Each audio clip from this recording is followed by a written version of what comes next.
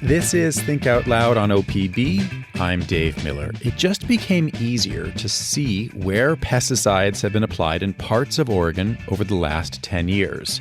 That's courtesy of a new map from the University of Oregon's Infographics Lab. They partnered with the advocacy nonprofit Beyond Toxics to create a map that shows where notices of intent to apply pesticides on state, county, and private forest land were filed over the last decade. Mason Leavitt is a GIS analyst and programs manager for Beyond Toxics. He joins us now to talk about this new map and how it could be used. It's great to have you on the show. Thanks for having me. What prompted you to create this map? Yeah, so every year we get dozens of calls in the spring and the fall wondering, from folks, what pesticide sprays, are occurring near me and where can I find out more?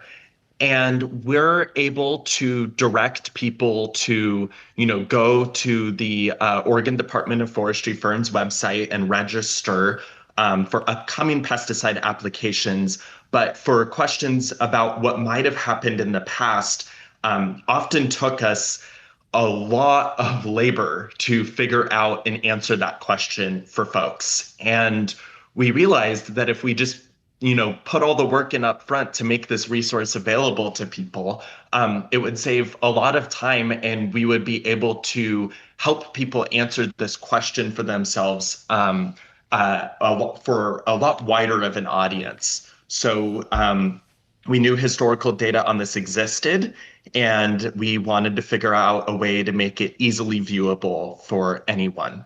Well, can you give us a deeper sense for what information has been publicly available for pesticide use, say on private forest land? What could you find if you didn't mind sifting through some pages?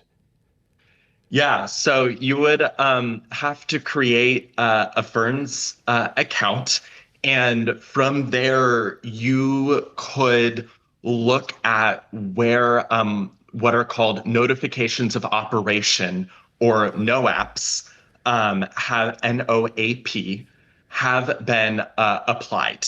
And you'd be able to kind of get a feel for that and look at pesticide activities. However, you would need to open a permit and know where to look, and then open that permit and then read through that permit. And then you might know where to look inside of that 14-page permit for what chemicals were applied and how. But you really couldn't get a capacious look at the whole state or multiple years worth of data very easily without opening like 15 different tabs and tagging between them.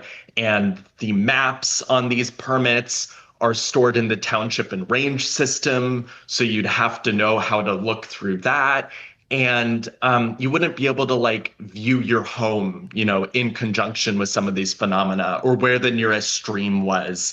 You'd have to tab between 5 different maps, and you'd have to have a pretty good eye for spatial literacy where you can link common features between these maps. So, short of having a lot of time and experience looking at maps or knowledge about how GIS databases work and are formatted, you'd have a pretty hard-pressed time to look through individual permits near your house, much less, look at all aerial sprays for the state of Oregon between the years 2022 and 2024.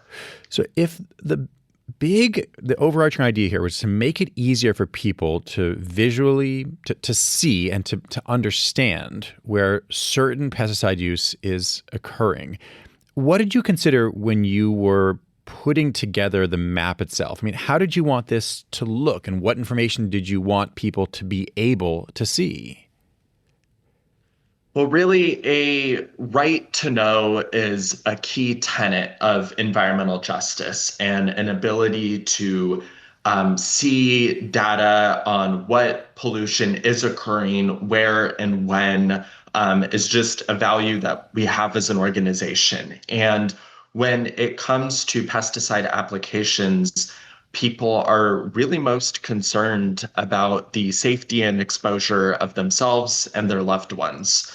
So, knowing what has historically possibly occurred near your house can be a really key piece of information. The where, the how the pesticide was applied, and what was in that pesticide are often of curiosity to people. So, being able to see your house and look up your address was a tool we knew needed to be built into the map.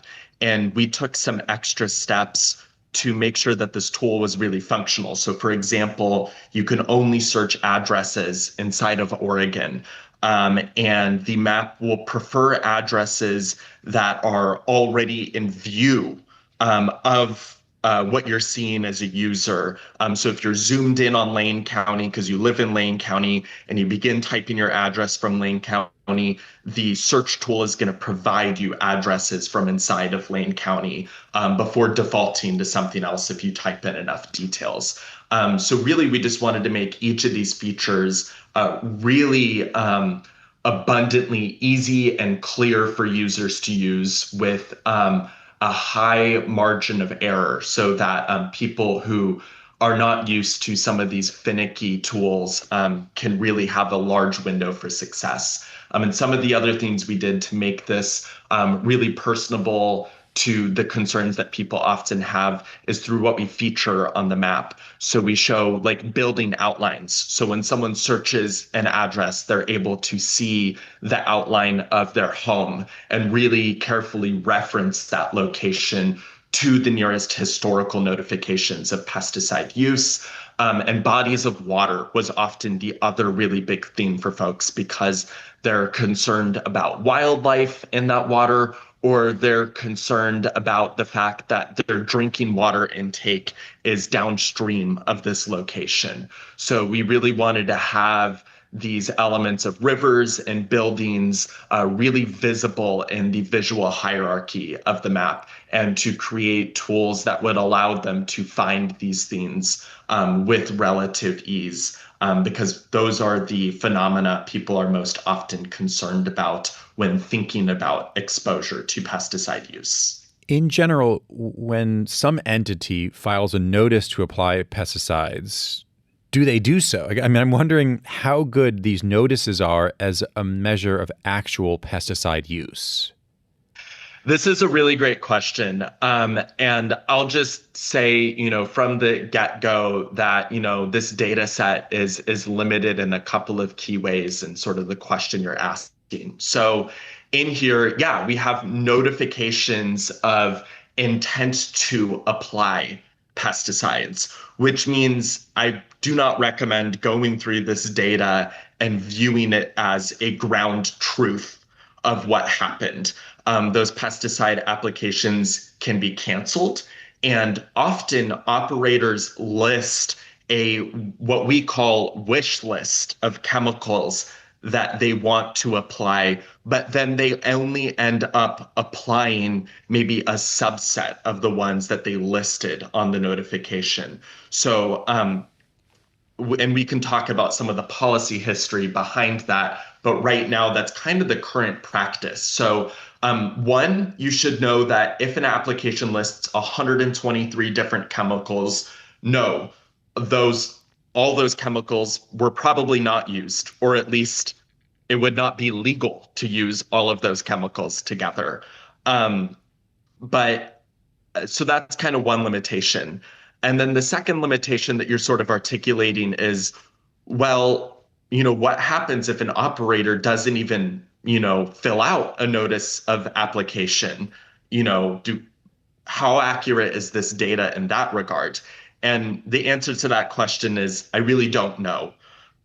In theory, you are supposed to notify that you are going to spray for pesticides on private state and county land, but there's really no way of knowing how many people don't do that. And we do get calls, and we have found reports in the past where we have found records of pesticide applications or gotten phone calls from people, but then those applications weren't filed in the ferns database run by the Oregon Department of Forestry. And as a result, we've had to help people file complaints that hopefully lead to enforcement action by Oregon Department of Agriculture or Oregon Department of Forestry. What about areas outside forest land? I'm thinking about farmland, say, or even just, people's backyards. What else is not captured in this map?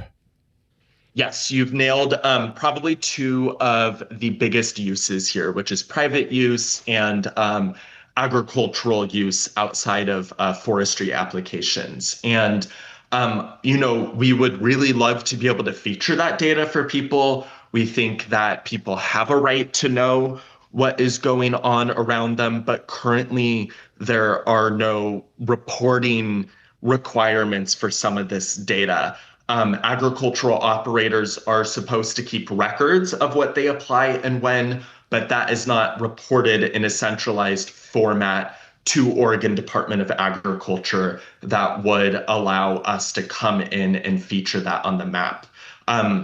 So we've got kind of those two, and residential, uses often don't apply.